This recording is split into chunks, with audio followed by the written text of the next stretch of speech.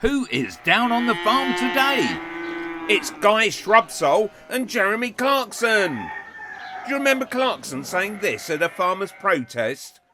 You said before you were a bit worried that some of the things you'd said about inheritance tax in the past might be used against the wider protest. Oh, it is being used.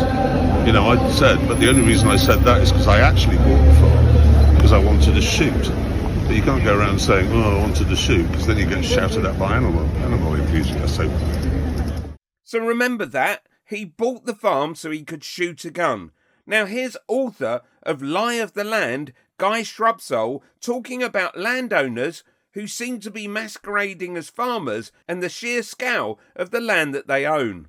Less than 1% of the population own half of all England. So, let's dig into this a little bit more. So if you look at the official government figures, this is the DEFRA, Department for Environment figures, the June Agricultural Survey, which is brought out every year, and it's filled in by farmers and landowners themselves.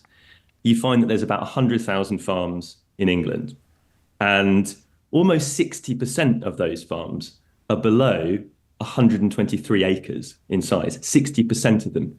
So that gives you a sense of, wow. That's really where this sort of average farm is.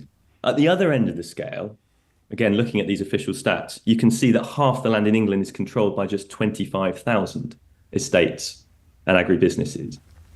And then you start looking at the scale of some of those land holdings. You've got your Jeremy Clarksons who own 1,000 acres. That's bigger than 90% of all English, of English farms. So remember Clarkson saying he bought a farm to shoot a gun?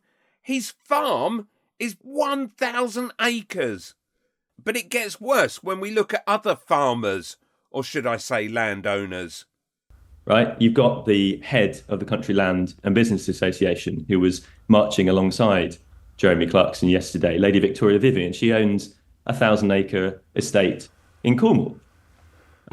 Then you get the really big guys. You've got the Dukes. The Duke of Westminster, for example, his family, the Grosvenors, and the Grosvenor family continue to own hundreds of thousands of acres in this country to this very day. And you've got 20 dukes who own 1 million acres of Britain. Click here for an LBC caller has no sympathy for farmers.